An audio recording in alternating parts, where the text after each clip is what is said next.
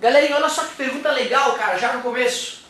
Professor, quando uma onda eletromagnética muda de meio material, ela muda o seu comprimento de onda?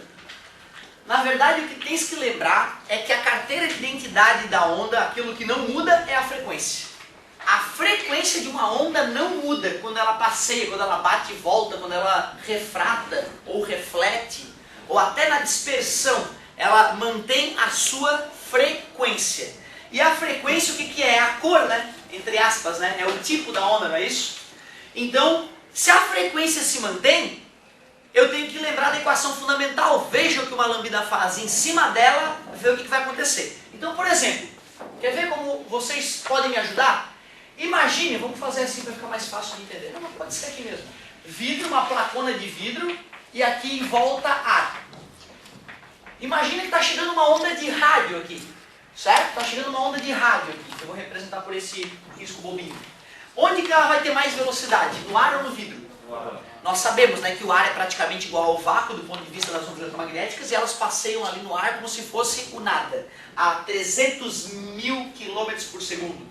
Porém, quando ela chega no vidro, ela vai ser muito rápida ainda. Só que ela dá uma reduzidinha de nada na velocidade, não é isso? Bom, veja o que uma lambda faz. Equação fundamental das ondas. Qual dessas coisas não muda? Frequência é a carteira de identidade da onda. Não muda. Está multiplicando, passa. Velocidade sobre lambda é igual a frequência. Já que a frequência é constante, velocidade sobre lambda é igual a uma constante. Concordam comigo? Velocidade no ar e velocidade no vidro. O que aconteceu? A velocidade diminuiu. Para que essa divisão seja uma constante, o comprimento de onda tem que aumentar. Então pode, velocidade e comprimento de onda podem mudar o tempo todo. E um vai ser o inverso do outro. Quando a velocidade diminuir, o comprimento de onda vai aumentar. Quando a velocidade aumentar, o comprimento de onda vai diminuir. Porque a frequência é a mesma. Então, ó, vamos fazer uma frequência constante. Certo? Vou tentar fazer um pouco mais lento aqui. E vou me mexer. Primeiro lentamente e depois mais rapidamente. Lentamente e mais rapidamente, tentando manter a mesma frequência. Quando eu me desloco lentamente, o comprimento de onda é maior. Quando eu me desloco um pouco mais rapidamente, perdi completamente. De novo. É difícil manter a frequência constante. A frequência tem que ser constante. Certo? A frequência tem que ser constante. Mesmo que eu vá andar mais rápido, a frequência tem que ser constante. Certo? Então, se eu mantive a frequência constante, quando a velocidade for maior, o comprimento de onda ficou maior. Eu falei errado aqui. Concorda comigo? Olha o que eu disse. Eu disse que a velocidade diminuiu, o comprimento vai aumentar, vai diminuir, não vai ficar constante. Se esse cara diminuiu, esse aqui também tem que ir. Claro, para continuar constante, né? Sorte, cara, meu raciocínio matemático falhou. Na prática eu fui tentar fazer e vi na prática que eu estava errado matematicamente, né? E voltei para corrigir meu raciocínio. Ufa!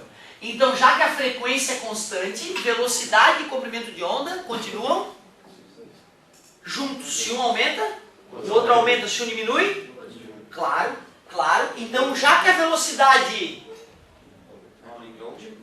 diminuiu, o comprimento de onda diminui também. São um junto com o outro. Faz sentido, né? Se a frequência é a mesma, se eu me desloco rápido, vai esticar a onda. Né? E se eu me desloco devagar, a onda fica pequenininha. Faz sentido, né? Então, beleza.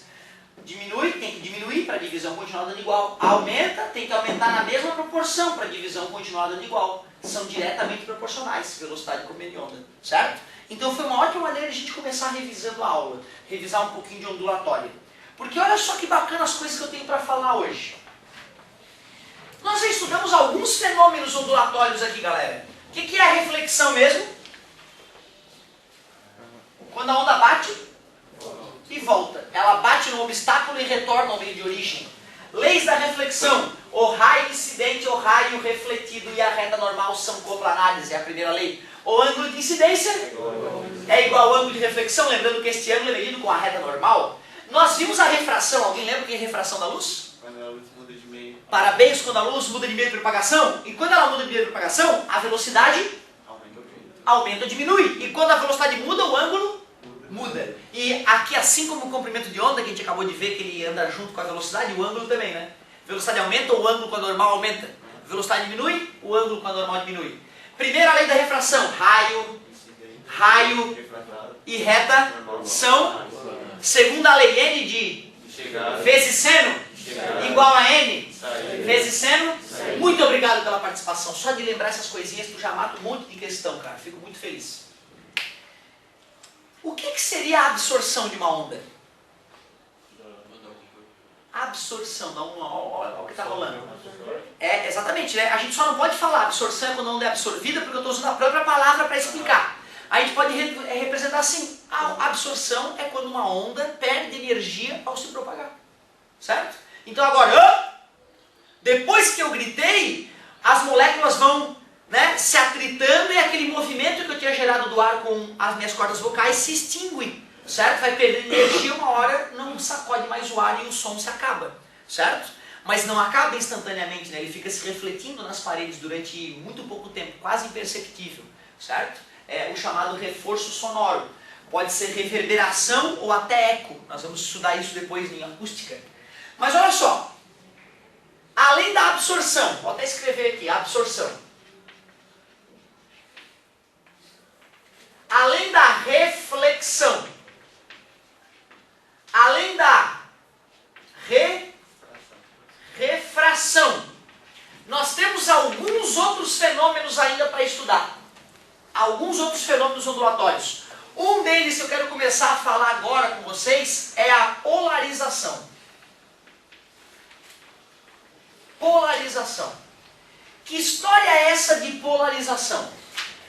Quando eu te falei de onda eu fazia o braço assim, lembra? Ó, eletromagnética, para te lembrar que o campo e se intercalam perpendicularmente. Exatamente. Imagine agora vocês um raio de luz indo em direção ao olho de vocês. Quando o raio de luz vem da lâmpada e atinge o meu olho, eu não consigo sentir como é que é o campo.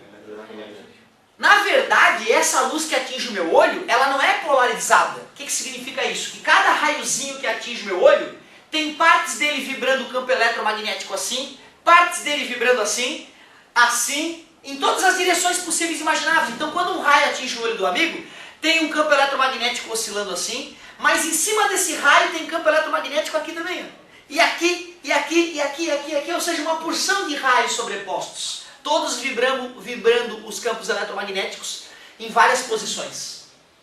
O que é luz polarizada?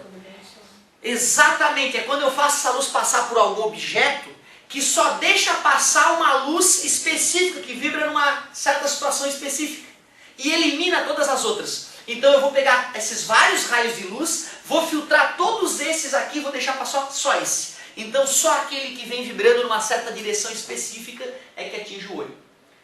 Como tu não enxerga os campos eletromagnéticos, a gente só tem que usar a nossa criatividade para imaginar isso. Mas dá para fazer a polarização com uma corda, para tu entender melhor o que seria isso. Então primeiro vamos entender a polarização com uma corda. Imagina uma corda que estava esticada retinha e eu estou sacudindo desse jeito. Certo? Eu estou gerando uma onda transversal.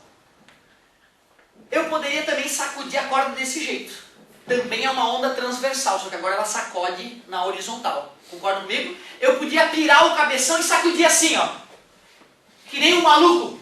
Concorda comigo? E a corda ia sacudir que nem uma doida. Ia ter umas partes vibrando assim, umas partes vibrando assim. Não ia estar polarizada. Concorda comigo? Mas eu pego essa corda e faço ela passar pego uma madeira e faço um corte nessa madeira. Um corte fino e alongado verticalmente. Se eu deixar essa corda esticada lá, um amigo está segurando lá na ponta, ela está esticadinha, ela estava parada. Se eu começo a sacudir essa corda freneticamente para tudo que é lado, qual vibração vai conseguir passar por essa fresta? Só a vibração assim, quando a corda tentar vibrar para o lado, ela vai bater na fresta justa. Ela só vai poder sacudir para cima e para baixo. Então, apesar de eu estar tendo uma síncope nervosa aqui do outro lado, o cara que está recebendo esse pulso do lado de cá, percebe que a corda só vai para cima e para baixo. Então eu tenho um polarizador. Polarizador de ondas em cordas. Bem fácil fazer esse polarizador, né? Pega uma madeira, faz né, se eu quiser polarizar no sentido oposto, eu posso deixar assim, né? Se eu quiser polarizar a corda assim, eu boto ela na diagonal, a fresta, e aí fiz um polarizador, certo? Polarizador. O que é um polarizador de maneira genérica? É o equipamento que vai polarizar a onda, ou seja, que só vai deixar passar a onda que vibra numa certa direção. Primeiro, tudo bem? Vê se vocês concordam comigo. Imagina que eu não pudesse ficar observando como a corda está vibrando ali, para descobrir se polarizou ou não polarizou, certo? Tu concorda que usando uma outra coisa dessa eu posso descobrir se a primeira está funcionando? Se eu pegar uma outra coisa, um outro dispositivo desse chamado polarizador e colocar ele na situação perpendicular à do primeiro, se eu ficar olhando a corda saindo desse segundo polarizador, se ela vibrar, quer dizer que o primeiro deixou alguma coisa passar. Concorda comigo? E se ela não vibrar, quer dizer que o primeiro eliminou as vibrações num sentido e esse segundo eliminou as vibrações no outro sentido, tirando a vibração da corda. Aí esse segundo polarizador, ele ganha o nome de analisador. Justo, né? Porque ele só está analisando o trabalho do primeiro. Então tu vê, às vezes tem uns nomes técnicos bobos assim que pode confundir o cara. Primeiro tu já sabe que é polarizador. É o instrumento que vai fazer uma onda vibrar em apenas uma direção. Cuidado, gente, vibrar em apenas uma direção não quer dizer que ela se propague em apenas uma direção. Certo?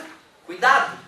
Eu posso ter uma luz se espalhando aqui, ó, nesse plano todo, e toda essa luz ser polarizada assim, ó. Certo? Então cuidado, o plano de vibração não é a mesma coisa que propagação. Certo? Desculpa a demora. O que seria polaroid? É isso. O polaroid é um polarizador para a luz. O polaroid é isso. Eu pego um polarizador e só deixo passar a luz que está vibrando numa certa direção. E se eu tiver dois polaroids, eu boto um perpendicular ao outro e fico olhando. Se passar a luz, é porque o primeiro polaroid não está funcionando. Se não passar a luz, é garantia de que o primeiro polaroid está funcionando. Certo? E aí o primeiro polaroid, polarizador. O segundo já é chamado analisador, porque ele vai analisar o trabalho do primeiro. Olha como faz sentido. Certo? Bom, então eu acho que a maneira de pensar na corda, para o cara poder visualizar a polarização acontecendo, né, é a melhor maneira de entender o que é polarização. Agora vamos ver as maneiras que o homem foi descobrindo para polarizar a luz. Então, primeiro eu fiz uma introdução sobre polarização e agora vamos à aula propriamente dita. É a polarização das lentes, né? É o foco da aula. O foco da aula é isso, é explicar como é que a galera na prática polariza a luz. Primeira coisa interessante é o seguinte, galerinha. Quando o homem começou a descobrir materiais que tinham capacidade de polarizar a luz, um experimento feito por um sujeito chamado Brester chegou a uma conclusão muito interessante. Nós sabemos, imaginem vocês que têm aqui dois meios transparentes, A e B, o clássico é ar e água, óbvio. E lá vem o raio de luz incidente, atinge na superfície do ar e da água. Aqui tem a reta normal. A gente estudou que pode ocorrer refração e pode ocorrer reflexão. Mas eu cheguei a mostrar para vocês que o comum é ocorrer os dois. Uma parte do raio se reflete e uma parte do raio refrata. Deu uma aproximadinha, tá vendo, na normal?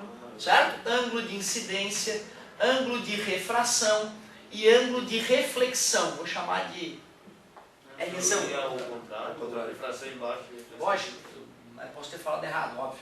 Ângulo de reflexão e ângulo de refração. Certo? É isso aí, galera. Muito obrigado. Bom, pessoal, raio incidente, raio refletido, raio refratado. Isso é uma situação muito comum. Sempre que tu olha para um lago e tu vê as nuvens refletidas no lago, aquela luz está vindo de cima, né? Está olhando esses raios aqui. Quando a galera inventou os primeiros polaroids, que eram essas lentes que poderiam analisar, né, se uma luz já está polarizada, certo? Porque se a luz já chega polarizada, eu posso pegar o polaroid e ficar girando o polaroid. Se em algum momento não passar a luz, está polarizado. Concorda comigo? Certo? É imaginar a corda vibrando. Corda vibrando, eu pego uma fresta daquela, encaixo na corda, certo? E fico analisando a corda passar pela fresta e girando a placa. Se em algum momento parar a vibração, quer dizer que naquela direção não tinha onda passando. Indica um certo grau de polarização, certo? Então a galera começou a usar essas lentes para observar o mundo. E aí, cara, os caras perceberam que às vezes, quando tu ia olhar um lago, a luz refletida no lago, dependendo da posição em que o Polaroid estava, tu não via a luz refletida no lago. E dava de ver o fundo do lago, hein? Aí, em vez de tu ver a imagem refletida na superfície, tu bloqueava aquela luz e conseguia o fundo do lago, caramba. Não vejo o fundo do lago. Caramba, eu consigo ver o fundo do lago. Olha que bacana, os caras conseguiram um instrumento que dava de separar a luz, filtrar um tipo da luz da outra. Né? Imagina as consequências para a arte da fotografia. Né? Bom, olha só. Os caras foram descobrir.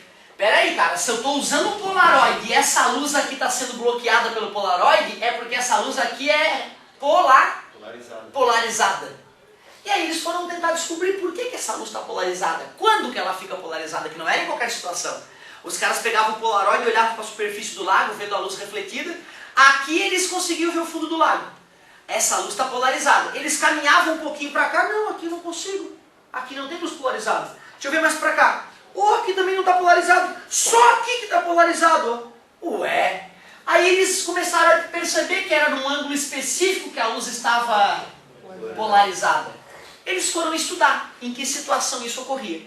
E já nos primeiros estudos ficou claro que isso estava ocorrendo sempre que o raio e o raio eram perpendiculares. Essa é a situação onde 100% dos raios refletidos ficam polarizados. Resumindo, vibram numa direção específica os campos eletromagnéticos.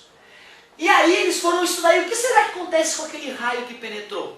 Eles também perceberam que o raio que penetra também fica polarizado. Olha que interessante. Então, na verdade, esses dois raios ficam polarizados. Esse num sentido e esse no outro.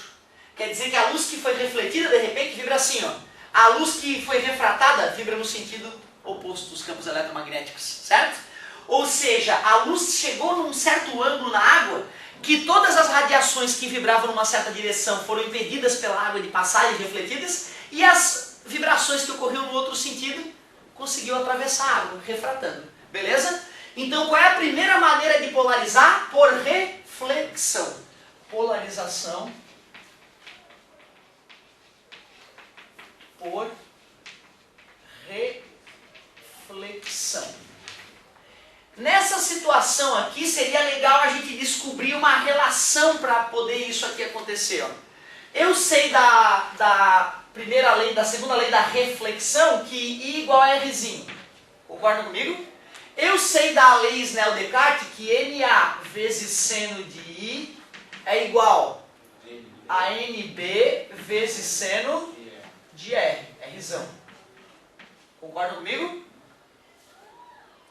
E eu ainda sei, cara, que olha só, esses três caras somados é igual a 180, né? Então eu sei que R mais Rzão mais 90 é igual a meia volta, é igual a 180. Mais passa para o outro lado, menos 180 menos 90.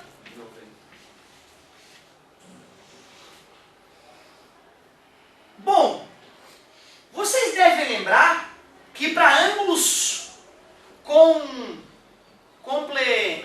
complementares, ou seja, ângulos que somados, o seno de um é o cosseno do outro. O seno de 30 é igual ao cosseno de 60. O seno de 89? Cosseno de 1. Não é isso? Tudo bem? Então vocês devem concordar comigo que eu posso trocar o seno de R pelo cosseno de Rzinho. Concordam comigo? Seno de R é o cosseno do Rzinho, porque eles são complementares, Rzão e Rzinho. Tá vendo? Eu estou usando uma relação trigonométrica importante de vocês entenderem, hein? Cuidado com isso, dá uma voltadinha lá, não custa, não é vergonha não ter pegado de primeira essa ideia. Ângulos complementares são ângulos que somados dão 90. Todos lembramos que seno de 30 é 0,5 e cosseno de 60 é 0,5. Então quer dizer que o seno de um ângulo é igual ao cosseno de seu complemento. Como o complemento desse cara é o Rzinho, eu tenho o direito de fazer isso. Honestíssimo. E já que I igual a R, eu posso chamar esse Rzinho de I. Concorda comigo? NA sobre NB... Não, quero o contrário. Quero o contrário. Vou pegar o cosseno de R e vou passar dividindo para cá, né? Mas já que I é igual a Rzinho, Posso fazer assim, né? E aí fica NB sobre N. E seno dividido por seno? Por cosseno? Tangente. Então olha só como é que eu descubro se vai estar ocorrendo polarização na reflexão. Basta eu pegar o ângulo de... achar a tangente desse ângulo. Se a tangente desse ângulo for igual à razão entre o índice de refração B sobre A, pode ter certeza que vai estar ocorrendo a polarização. 100% dos raios refletidos polarizados. Os raios refratados não são 100% polarizados, certo? E outra coisa importante de lembrar é que a polarização desses raios tem uma direção diferente desses. A apostila fez assim, ó. Na hora de representar isso, a apostila fez umas bolinhas. Tá lá na página 10, tá, galera? A apostila fez umas bolinhas aqui, ó. E umas setinhas aqui, ó. O que ela quer dizer com isso? Que essa luz está vibrando assim, ó. Enquanto essa luz está vibrando assim, ó. Aquelas pontinhas é para mostrar que está entrando e saindo. O que é falso, né? Porque eu já fiz com o meu braço a verdade, ó. Na verdade, cara, tem vibração aqui e assim. Só que um é o campo elétrico, o outro é o campo... E está invertida a posição do campo eletromagnético em relação às ondas. Por isso que a polarização tem sentidos opostos. Certo? Este ângulo, galera, é um ângulo famoso em função do cara que fez esse estudo, chamado ângulo de Brester. Então aquele I ali é o famoso ângulo de Brester.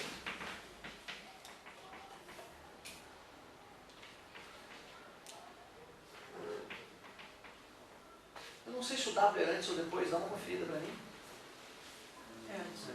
Antes do S? Hoje vai aparecer muito nome maluco aqui, como a galera já percebeu. Brester, ângulo de Brester. Galera, agora olha só. Tem coisa realmente que eu só fui aprender com a apostila do positivo. Que nem na engenharia me contaram, na física ainda não me contaram. É possível que venham me contar, né? Agora que eu estou ingressando basicamente no 3º trimestre do meu curso de física, 4º aliás, né? Se bem que eu já estou fazendo algumas matériazinhas um pouquinho mais avançadas, em função de já ter passado pelos cálculos todos, né? Mas estamos ainda aprendendo, engatinhando, sou um bebezinho na física ainda. E vou te contar, eu vou te falar que eu não aprendi isso na faculdade não, eu aprendi na apostila. E não quer dizer que precisa decorar isso, entendeu, cara? Eu que como tive que dar aula, tive que dar uma lida e tive que ver, pô, tem que avisar isso aí pra galera. Mas eu não sei por que o filho da mãe, que vai estudar ótica, ele pensou, pô, vou dar um jeito de separar os raios polarizados dos não polarizados de uma forma diferente.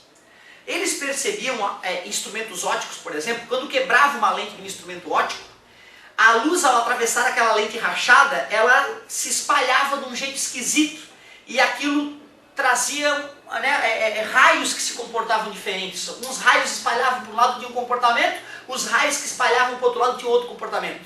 Isso deu a ideia para alguns estudiosos. Eu vou pegar um certo cristal, um certo material transparente, vou cortar esse cristal simulando que ele foi rachado, que nem uma lente rachada, e depois vou colar ele perfeitinho de novo onde eu cortei. E aí vou fazer um raio atravessar esse cristal. Na hora que ele for passar por essa rachadura, deve acontecer aquilo que eu já vi acontecer em outros momentos com lentes partidas. A luz vai se separar em duas. E aí eu vou estudar o que está acontecendo com uma luz e com a outra. Bom, o cristal que eles começaram a usar para fazer esse tipo de experimento é chamada calcita da Islândia.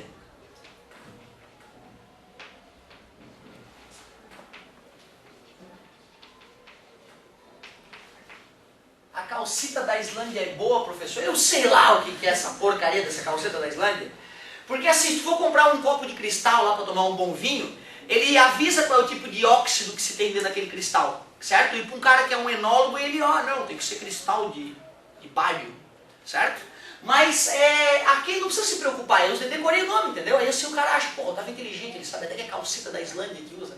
Merda, decorei. Agora olha só, o cara vai lá e corta esse cristal numa das suas diagonais, pode ser essa diagonal aqui, ó. Corta com serrote, não, cara, é com um cristal também, é uma coisa delicada, é um equipamento, né, preciso pra caramba. Depois que ele cortou, ele usa uma cola, bálsamo do Canadá. Ah, mas vai se ferrar, não é possível. Cola. Bálsamo do Canadá. Uma cola específica para esse cristal. Depois que ele faz isso, aí ele joga uma luz que vai atravessar esse cristal. Na hora que essa luz vai atravessar esse cristal, esse raio de luz, aqui tem a reta. Um raio vai ser refratado, certo? Que seria se aproximando da normal. Deixa eu afastar isso aqui um pouquinho mais. Então vai se aproximar da normal, que é o raio ordinário. Mas um raio safadinho, ele, em vez de se aproximar da normal, ele passa batido, ele passa reto. Esse raio, ele de certa forma não está obedecendo às leis que nós estudamos, não é isso? Mas, professor, se é o mesmo meio, por que se afastou? Pois então, cara, na verdade ele se afastou justamente porque houve uma certa refração naquela camadinha de bálsamo do Canadá que ficou colando elas. Ou seja, teve uma pequena refração. Mas como eu juntei tudo, uma parte do raio acaba não pegando no bálsamo e não desvia. Ou seja, eu faço uma situação que parte dos raios vão refratar, parte não vai, certo? Por isso, então, recortar e colar de novo, meio que para dar uma enganada nos raios. Alguns vão, outros não vão. E aí o seguinte, ó, um raio é o chamado raio ordinário, e o outro raio é o chamado extraordinário, lógico. Raio extraordinário.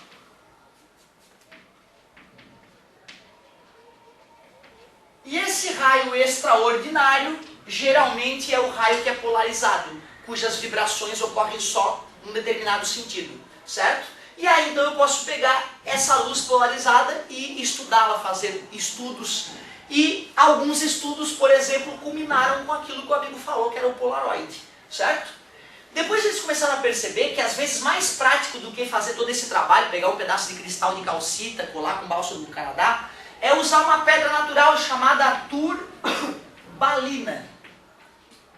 A turbalina é um cristal natural que ela tem essa propriedade. Se eu pego várias placas de turbalina, que ela é translúcida, assim, ela não é totalmente transparente, e faço luz passar por essa turbalina, vai acontecer algo similar ao que aconteceu ali, ó.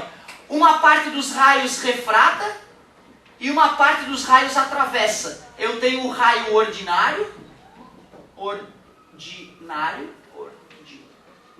e o raio extraordinário. Fala, meu querido. No regime de cola ali, sim, ele está dizendo que o raio ordinário reflete na chave. É possível, é possível. Deixa eu dar uma olhada. Ah, tá, olha só. Interessante, interessante. Ele fez a refração ocorrer aqui na chegada, né? Tens toda a razão, tens toda a razão. Ele fez o raio chegar aqui numa certa inclinação. Esse raio se refratou, se aproximando da normal. Quando ele atingiu aquela região cortada e colada, um raio se refletiu, que é o raio ordinário, é isso? E um raio se refratou, certo? Mas se refratou não usando as leis clássicas, N de chegada, seno de chegada, N de saída, seno de saída. Ele se refratou de uma forma absolutamente particular. E é por isso que ele ganha o nome de raio, justamente porque ele não obedece às regras clássicas que nós esperávamos, certo? Justamente porque o material reagiu diferente para as radiações que vibravam numa direção e noutra. Muito obrigado pela correção. É aqui que ocorre essa polarização por birrefringência, ou dupla refração. Tanto aqui quanto aqui, gente, ó, tá? Essa situação aqui a gente chama de polarização. Vou até anotar aqui então, ó, polarização por dupla refração ou birrefringência. Mas existiam infinitos raios, né? Sim, a gente está desenhando um, né? Certo? A gente está desenhando um dos raios ali para analisar. A gente até pode em laboratório usar um raio diminuto para fazer um experimento, certo? Mas é muito mais comum a gente usar uma fonte de luz que emitam vários raios. Só que como os vários raios podem se sobrepor e atrapalhar, eu boto uma placa e faço um orifício bem fininho, deixo passar só um raio, para poder analisar melhor o que está acontecendo com ele, certo? O tipo de luz que a gente vai usar aqui também é bem interessante, se é uma luz de sódio, se é uma luz de mercúrio. Cada luz vai ter uma frequência específica, né? É bem interessante. Alguns experimentos que a gente faz lá na física.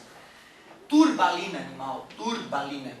Essa turbalina, galera, ela seria uma polarização por refração, né? A luz atravessou e ao atravessar se separou, certo? Então seria polarização por refração. Polarização por refração. Aqui dupla refração ou birrefringência, porque refratou uma na entrada e refratou outra no corte. Faz sentido, né? Dupla refração ou birrefringência. Aqui o material atravessou, um raio atravessa num sentido, outro no outro. Não é só a turbalina, existem outros cristais, certo? Similares que causam um efeito parecido. Polarização por reflexão tem a ver com o ângulo de Brester. Falta uma ainda. Falta a polarização por difusão.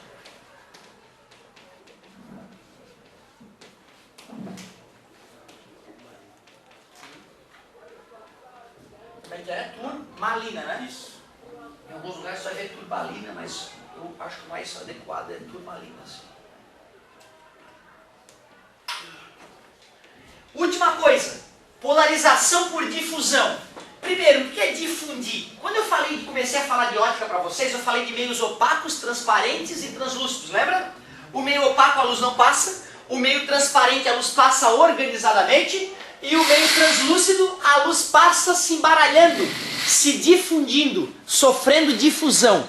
Então difusão, a gente pode dizer que, de maneira bem leiga, que é o embaralhamento que a luz sofre ao atravessar um determinado material. O exemplo clássico é aquele vidro jateado de banheiro ou ondulado, onde a luz chega organizadamente na face lisa, atravessa organizadamente no seu interior, mas na hora de passar pela parte rugosa, cada raio toma um caminho e aí a gente não consegue definir o que está do lado daquele vidro, certo? Já que a luz sofreu difusão. A luz que vem do Sol ao passar pela atmosfera terrestre, ela sofre esse processo de difusão. Então chega a luz de várias frequências, certo? Boa parte dela se refrata na atmosfera organizadamente, mas uma frequência específica de luz, quando vai tentar driblar as moléculas da atmosfera, acaba interferindo com essas moléculas e se espalhando, sofrendo difusão. Adivinha justamente que cor de luz é essa que se espalha para tudo que é lado? Quando tu olha para o sol, para o céu, o que tu vê? Roxo. Não, laranja. Até eu vou olhar de novo. Azulzinho. Eu deveria, se eu falasse pôr do sol, nascer do sol, eu entendi a tua colocação. Mas num dia normal, tu olha para o céu, a tendência, se não estiver nublado, azul. Senão tu ficaria acinzentado, concorda comigo? E esse azulzinho, qual é a justificativa para estar azul para tudo que é lado? Azul, azul, azul, azul. É porque tem luz azul vindo de tudo que é lado. Porém o sol, ele traz a luz de uma posição correta, né? Se ficou tudo meio claro, é porque essa luz do sol bateu na atmosfera e está se espalhando para tudo que é lado. E se eu vejo azul, a frequência que está mais se espalhando é a do azul. E aí tu vai ver, cara, depois tu sabe que quando vai estudar um pouquinho mais de química, tu entende por quê?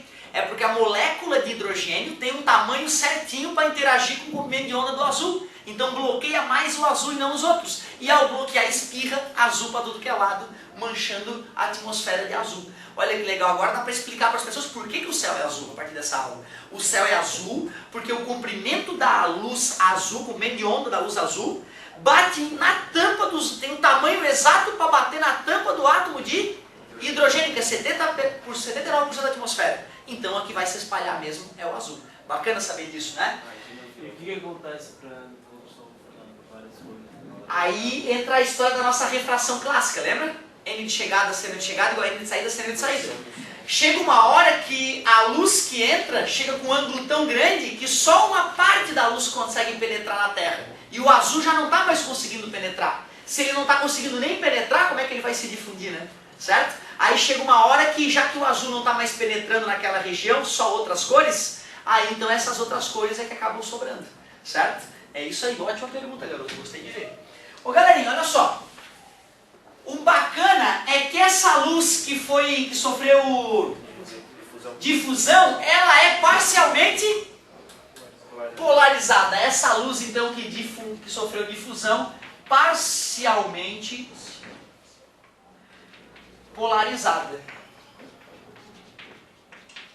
Pera aí, então se eu pegar uma Polaroid, uma dessas lentes que polariza a luz, e colocar no meu óculos, primeiro eu vou fazer uma polarizada num sentido e outra no outro. Eu não quero correr o risco de que chegue uma luz polarizada no meu olho e não penetre no meu óculos. Assim eu não veria aquela fonte de luz. Então eu jamais falei óculos polarizados assim ou ambos assim. Um vai deixar passar a luz nesse sentido, e quando eu falo nesse sentido é uma certa vibração do campo eletromagnético. E a outra vai deixar passar no outro sentido, certo? Por isso que se tu pegar dois óculos de sol idênticos, se tu sobrepor um ao outro, vai passar luz. Mas se tu gira uma lente em cima da outra, deixando elas perpendiculares, fica escuridão total. Então para tu testar se o óculos que tu tá vendo lá naquelas barraquinhas do shopping lá é polarizado, tu pega dois óculos, que ela diz que polariza a luz, bota um sobre o outro, fica olhando entre eles e vai girando. Uma hora tem que dar escuridão total. Claridade, escuridão total, senão um dos óculos não está polarizando. Nessa hora está usando uma lente como polarizador e a outra como analisador. Olha que legal. Mas aí o óculos polarizado ele faz tipo não dar reflexo no... Quais são as vantagens, certo? O final das contas realmente é para gastar mais um dinheirinho a mais, entendeu? Mas vamos na prática, o que rola? Já que quando eu boto um óculos escuro, eu elimino um pouco de tudo, certo? Um pouco de toda a luz. É difícil controlar se eu vou escurecer de mais ou de menos. Quando eu pego um óculos que polariza a luz, ele deixa passar uma certa quantidade de luz confortável e bloqueia totalmente a outra. Mas não ele não tira a luz como um todo, ele não enfraquece a luz como um todo.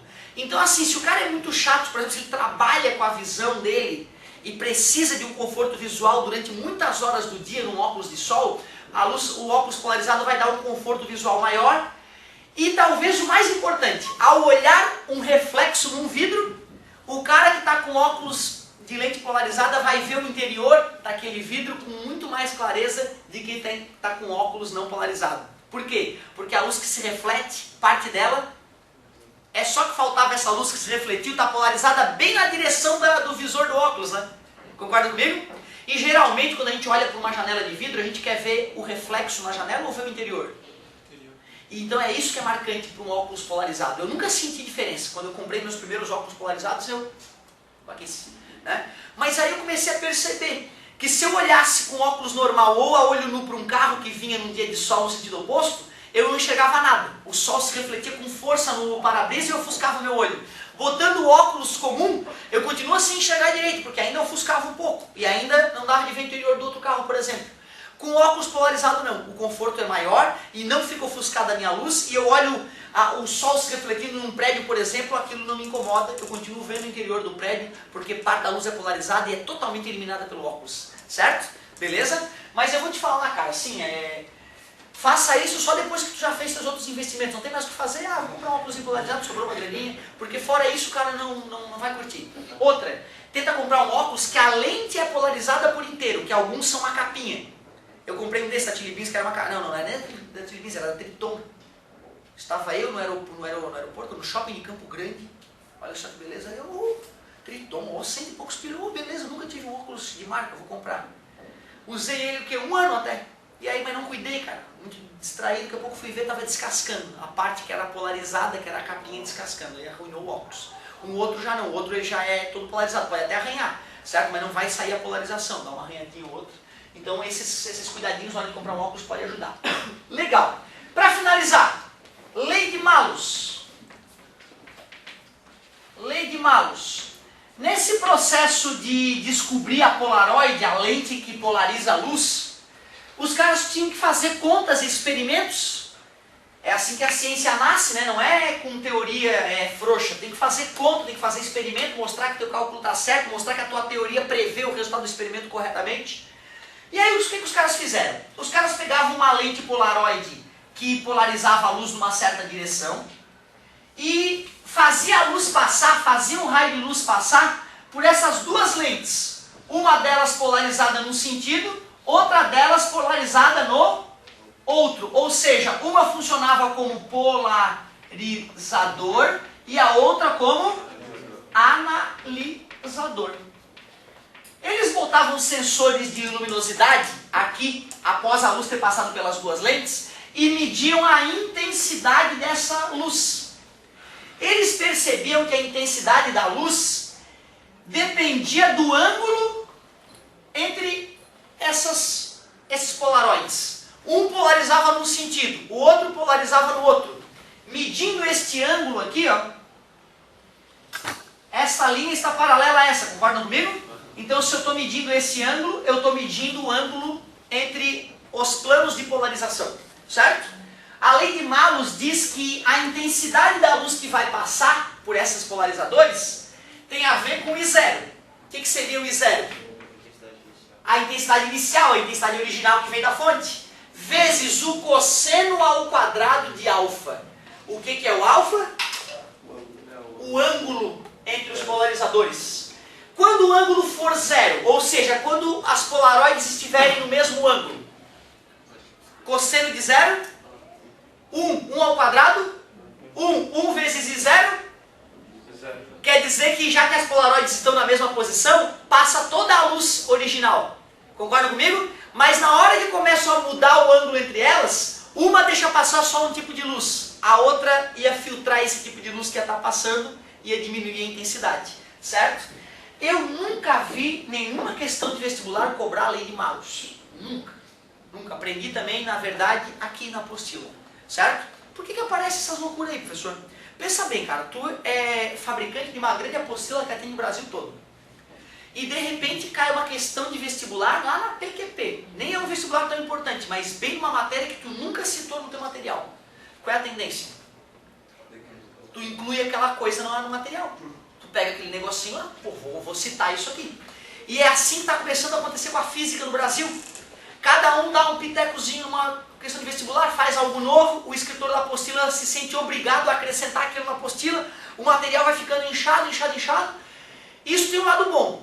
Cara, em nenhum lugar do mundo talvez tu veja tanta física e tanto detalhe técnico como no Brasil. Mas tem um lado ruim, né? Às vezes a gente aprende muita coisa com menos qualidade do que se dedicar na base, ficar bem fera na base, né? E se a gente fosse bem fera na base, a faculdade ia ser curtida com mais tranquilidade. Às vezes o cara até chega na faculdade com uma noção geral boa, mas fraco na base. E aí o cara acaba afrouxando no começo da faculdade. Por quê? Porque se o cara não tiver uma base boa, cara, o cara deprime. É muita conta, é muita coisa delicada no começo, certo? Então, já te avisando dos prós e contras de tanto detalhe. Por que eu estou falando isso? Porque assim, eu não queria que tu te preocupasse com os nomes, o Brester, o Malus, né, sei lá, a turmalina, a calcita da Islândia. O bacana é tu saber o que é polarização. Eu te pergunto, o que é polarização? Fazer uma onda vibrar em uma direção específica, não é isso? É tu pegar ondas vibrando em tudo quanto é lugar, passar alguma coisa por ela e fazer, agora só vai passar essa. Aí polarizou. Por isso que eu usei a corda, que é uma coisa fácil de visualizar. Formas de polarizar. Pode ser fazendo a luz refletir, pode ser fazendo a luz refratar, atravessar, pode ser fazendo a luz refratar 2 vezes, não é isso? A birrefringência ou dupla refração, e pode ser até fazendo a luz se espalhar num gás, por exemplo, como na nossa atmosfera. Concorda comigo? Aliás, ó, outra coisa que a gente já poderia acrescentar na nossa lista, que a gente acabou revisando, difusão. Difusão, então, um outro processo que a gente acabou relembrando do que se trata. É o espalhamento, o embaralhamento da luz, certo? E ainda, cara, por incrível que pareça, para eu poder encerrar o volume 6, nas outras matérias, eu estava tentando fazer uma aula, duas aulas, né? Nessa vez eu não consegui, eu tive que fazer 3 aulas, 3 capítulos da apostila, porque são coisas relativamente novas, né? E por isso eu retardei um pouquinho. Segunda-feira é prova, não é isso? De recuperação de vocês? Acho que é. Infelizmente. Então só na terça-feira que eu vou encerrar o volume 6 com a parte de interferência. Anota a tua tarefa. Tua tarefa é arriscar página 13. Página 13 dessa parte. Muito obrigado pela atenção. Uma parte dessa aula foi na aula passada, tá? A difusão e a divergência da luz são muito diferentes. Ó, divergir quer dizer que os raios se afastam, mas se afastam com organização. Difusão seria os raios chegarem e se embaralhar. Um vai para lá, outro para cá, como água espirrando. Imagina então, eu pegar um chafariz de água bem bonito. Isso seria raios divergentes de luz. Agora imagina eu pegar um jato d'água e botar próximo de alguma coisa que ele bate e espirra para tudo que é lado. Isso seria a difusão da água, a difusão da luz, né? Espalhar para tudo que é lado. Certo? Então divergir é com organização. Difusão não tem organização, é raio para tudo que é lado. Certo? Valeu, galerinha. Bom recreio para vocês. Até mais. Página 3 já tá.